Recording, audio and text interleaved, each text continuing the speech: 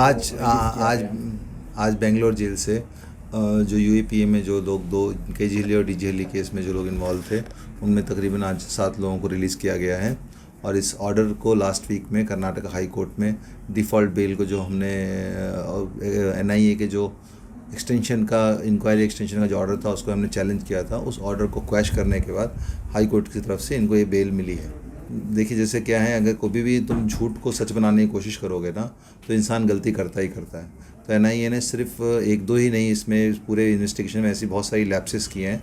वो लैप्सेस को हम लोग पूरे तरीके से वो कोर्ट के सामने उजागर करेंगे, और मुझे उम्मीद है कोर्ट इसको अप्रिशिएट करेगा। और ये एक जैसे दिल्ली में आपने एक जजमेंट आपने देखा है जिसमें दिल्ली हाई कोर्ट ने बहुत बुरी तरीके से इन्वेस्टिगेटिंग एजेंसी को लताड़ा है, वैसे उम्मीद करता हूँ मैं बहुत नियर फ्यूचर में कर्नाटका के अंदर भी एक लैंडमार्क जजमेंट आएगा, जिसमें कि बताया जाएगा कि किस तरीके से ये इन्वेस्टिगेटिंग एजेंसीज ये एविडेंसेस फैब्रिकेट करती है लोगों को फंसाने के लिए। यूएपी में आज 7 लोग हुए हैं, और बहुत जल्दी एक 3 से 4 लोग भी रिलीज़ हो जाएंगे। उसके अलावा ऐसे 10 ऐसे लोग हैं जिसको हमारे ऑर्डर का फ़ायदा हो सकता है, और उनका नाम हाई कोर्ट की रिट पिटिशन में नहीं था। तो मैं कोशिश करूंगा कि उन 10 लोगों को भी इस ऑर्डर के ज़रिए बाहर निकालने की कोशिश करूँ। SC/ST एक्ट में बहुत सारी बेल एप्लीकेशन अभी पेंडिंग्स हैं और ऑर्डर के लिए रिजर्व है। होपफुली ये नेक्स्ट वीक में बेल एप्लीकेशंस में बहुत सारे ऑर्डर आ जाएंगे। इसमें 50 से 60 लोग बहुत जल्दी एक झटके से बाहर निकल सकते हैं। ये तो बेसिकली क्या है, तकरीबन ऐसे जो SC/ST या यूएपी के अलावा जो लोग इन्वॉल्व बचे हुए हैं जेलों के अंदर, वो शायद 8-10 लोग ऐसे रहेंगे जो कि इन दोनों केसों में नहीं है, फिर भी बहुत सारे केस होने की वजह से बचे हुए हैं। बाकी सारे केसों में तो ऑलरेडी लोग निकल चुके हैं। मगर मेरा जो फोकस क्या है, एक यूएपीए के अलावा मेरा फोकस क्या है कि ये केस जैसे उन्होंने 70 FIR डाले हैं, तो मेरा जो मैंने ऑलरेडी एक पिटिशन फाइल कर दिया है हाई कोर्ट में, जिसमें कि मैंने पूरी मल्टीपल FIRs को क्वैश करने के लिए एक पिटिशन डाला है मैंने। और होपफुली अगर उसमें अगर फेवरेबल ऑर्डर मिला तो मैं तो उम्मीद करता हूँ कि ये 70 से 74 जो FIR हैं वो घटकर सिर्फ 3 या 4 केस रह जाएंगे। उन 3-4 केसों का हम लोग उसको कॉन्टेस्ट करेंगे, और मुझे पूरी उम्मीद है ये यूएपीए का जो मैटर है उसमें यूएपीए को भी क्वैश करके हम उसे नॉर्मल केस बना देंगे, और इंशाल्लाह अल्लाह ने चाहा तो एक अच्छे तरीके से बहुत जल्द इस पूरे ट्रायल को ख़त्म करने की कोशिश करेंगे। देखिए, ये जो आप जो बोल रहे हैं कि जो नौजवानों का दिन बर्बाद हुए, और ये लोग कितने लोग जो बाकी लोग जेलों के अंदर हैं वो कितने दिनों में निकलेंगे, अभी कुछ मालूम नहीं उनका कितना वक्त बर्बाद होएगा। देखिए, हमारे इस सिस्टम की क्या है, एक बदकिस्मती है, जिसे मासूमों को जेलों में डाल दिया जाता है, और जेलों में डाल दिया जाता है, और उनका कोई उसके बाहर निकलने के बाद उनको ना ही कोई मुआवजा मिलता है, ना ही सरकार को उसकी कोई जवाबदारी रहती है।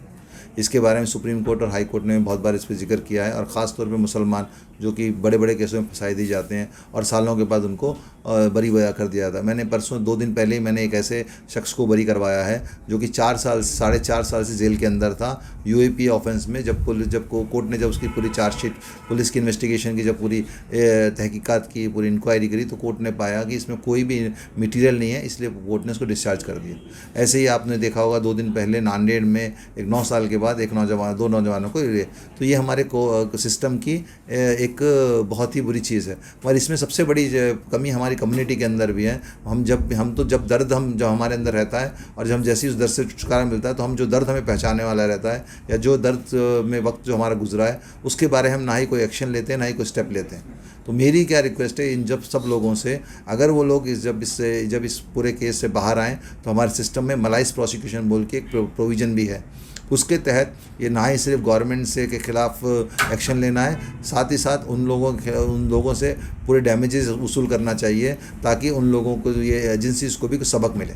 देखिए, ऐसी प्रोसीडिंग केस ख़त्म होने के बाद ही होती है, इमीडिएट में नहीं होती है वो, उसमें टाइम लग जाता है। और जितनी मुस्लिम तंजीमें, जो मेरा एक्सपीरियंस है, जितनी मुस्लिम तंजीमें रहती हैं, सोशल वर्कर्स रहते हैं, ये एक हद तक ही लोगों का साथ देते हैं, और उसके बाद फिर गायब हो जाते हैं। मैं उम्मीद करता हूँ ऐसी हालत इस केस में ऐसा नहीं होएगा, और ये लोग पूरे, जब तक केस ख़त्म नहीं होता तब तक पूरे जो मासूम लोग हैं, इनमें जो गुनहगार, जिसने गुनाह किया उसको सज़ा मिलनी चाहिए 100%। इनमें जो मासूम लोगों को फंसाया गया है, और अगर उन्होंने छोटी चीज़ की है उसको बड़ा इल्ज़ाम लगाया, तो ऐसे सारे मासूमों के लिए ये सारी तंजीमें, ये मुस्लिम इदारे, मुस्लिम लीडर और सोशल लीडर इन लोगों के साथ खड़ेंगे, मुझे उम्मीद है इसकी। और मगर ये जो एक्शन लेना है, वो एक्शन केस ख़त्म होने के बाद ही होगा, पहले नहीं होगा।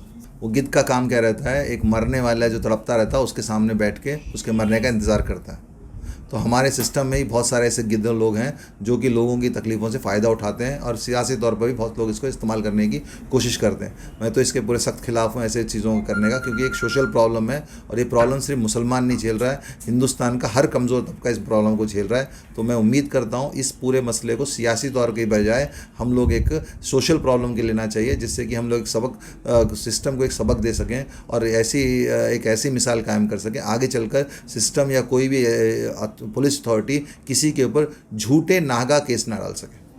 आज की डेट में मैं नहीं बोल सकता हूँ कितने लोग रिलीज़ हो जाएंगे, मगर मेरा जो फोकस है यूएपीए में जो केसेस हैं, सिर्फ खाली डीजेएलई केजीएलई में नहीं और दूसरे केसेस में जो भी मासूम लोग यूएपीए में जो मासूम लोग हैं उन सबको मुझे निकालने की पूरी कोशिश है। और इंशाल्लाह जितने भी ये यूएपीए डीजेएलई के लोग हैं, डीजेएलई केजीएलई के वायलेंस में, चाहे वो यूएपीए में हो, चाहे एससी एसटी में हो, चाहे किसी भी केस में हो, वो चाहे मेरे पास हो या किसी और एडवोकेट के पास हो, मेरी पूरी कोशिश क्या है उनको बकरीद से पहले उन सबको रिलीज़ कराना। चलिए, मेरा नाम समीउद्दीन है।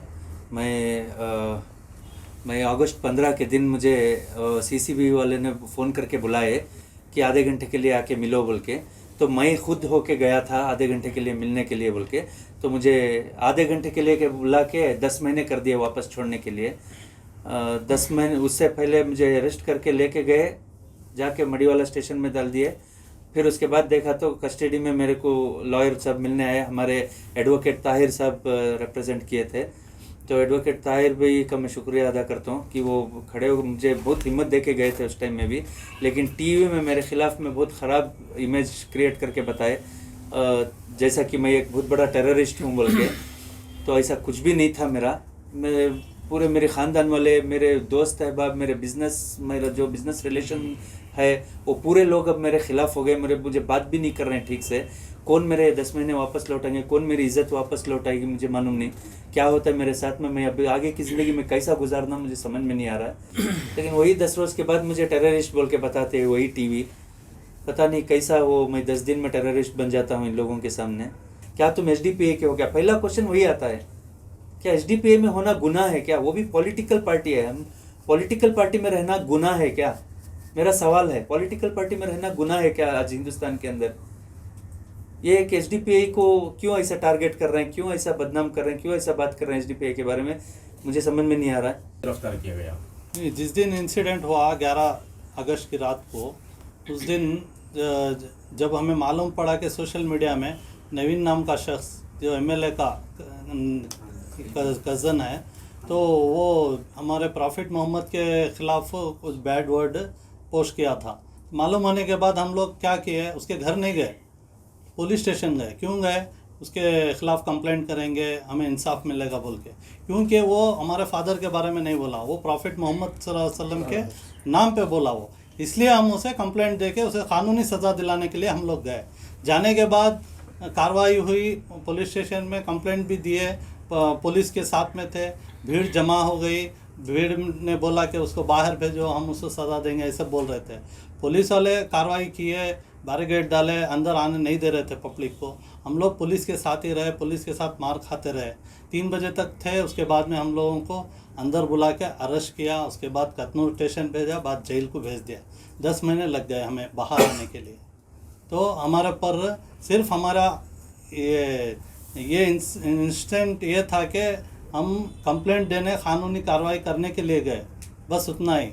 उसके लिए हमें जेल में डाला गया। 19 केस दर्ज किया हमारे पर, और उसके साथ यूएपीए भी दर्ज किया गया। इसका मतलब यूएपीए का हम सुना है कि वो टेररिस्ट एक्ट है। हम देखो, हमारे आज तक हमारे पर एक केस नहीं है। हम टेररिस्ट जैसे हैं क्या? बताओ, कौन देगा हमारा इंसाफ? 10 महीने 8 दिन गुजर गए हमारे जेल के अंदर। हमारे छोटे छोटे बच्चे हैं, हमारे भाई का इंतकाल हो गया, हमारे भाभी का भी इंतकाल हो गया। ये कैसा इंसाफ है? हम इंसाफ के लिए कानून के पास गए, हम पत्थर मारने नहीं गए एमएलए के घर को और नवीन के घर को नहीं गए, क्योंकि इंसाफ मांगने स्टेशन गए। तो उसकी वजह से हमें उठा के जेल में डाला गया। क्या है कि इंसाफ क्या है? फिर भी हमें भरोसा था अदालत के ऊपर, वो हमें इंसाफ से हमें बाहर किए, और हमें भरोसा है कानून के ऊपर। हम ये केस ख़त्म करके आइंदा ऐसा ना हो, उम्मीद करते हैं कानून के ऊपर और पुलिस के ऊपर ऐसा किसी के ऊपर झूठा इल्ज़ाम डाल के उनके ये ज़िंदगी से मत खेलें और उनकी ज़िंदगी बर्बाद मत करें। जोर से बोलिए। आज एक बहुत खुशी का दिन है, क्योंकि 10 महीनों के बाद में आज कानून के ऊपर जो उम्मीद थी हम लोगों को इंसाफ मिलेगा, वो इंसाफ हमें मिला है। एक बहुत बड़ा घिनौना कानून यानी यूएपीए के जो भी इल्ज़ाम लगाकर हम लोगों को फंसाया गया था, ये बिल्कुल उम्मीद ही नहीं थी। हम लोग हिंदुस्तानी हैं, हिंदुस्तान का कानून पूरी तरह से हम लोग फॉलो करते हैं। यहाँ तक कि सिग्नल जंप के बारे में भी हम लोग एहतियात रखते हैं। इतना एहतियाती से क़ानून कर जो भी हिंदुस्तान का जो कानून बताता है उसके ऊपर चलने के बावजूद एक टेररिस्ट का, यूएपीए का जो इल्ज़ाम लगाया गया, एक आम आदमी जो ये सोच भी नहीं सकता, ऐसा छोटे जो जानते भी नहीं, कानून के बारे में हमें मालूम भी नहीं था, जब हम लोग पर लगाया गया तभी मालूम हो रहा है। ऐसा एक कानून लगाकर जो एक हम लोग जो एक हिंदुस्तानी नागरिक जो सिटीज़नशिप है उसके ऊपर एक डाउट की निगाह से, जो शक की निगाह से देखा जा रहा है, ये बहुत गलत है। और जो भी ये 10 महीनों का जो अरसा हुआ, जो लोग हम लोग बिताए हैं, इसके अंदर जो हमारी फैमिली जो तकलीफ़ उठाई है, जो परेशानियों का सामना करना पड़ा है, ये एक आम आदमी के लिए बहुत मुश्किल है। क्योंकि जब कोरोना का जो ये लॉकडाउन का सब है, बाहर रहकर कमाना मुश्किल है, घर चलना मुश्किल है, ऐसा बहुत से लोग परेशानी से फेस कर रहे हैं। उसके बावजूद घर चल नहीं पा रहा है, तो हम लोगों को ये 10 महीने अंदर रख कर जो परेशानी हमारी फैमिली, जो हमारे बीवी बच्चे, हमारे भाई बहन, जो हमारे ज़िम्मेदार, जो हमें उनके ज़िम्मेदार थे, जो जिनको हमारी तरफ से उनको बहुत से चीज़ों का, कामों की वजह से जो मदद मिलना था, वो सब जो नहीं हो सका, इसका ज़िम्मेदार कौन है? और ये इसका जो ज़िम्मेदारी अब हम लोगों को जो तकलीफ़ हुई उसका ज़िम्मेदार कौन है, ये मैं पूछना चाहता हूँ।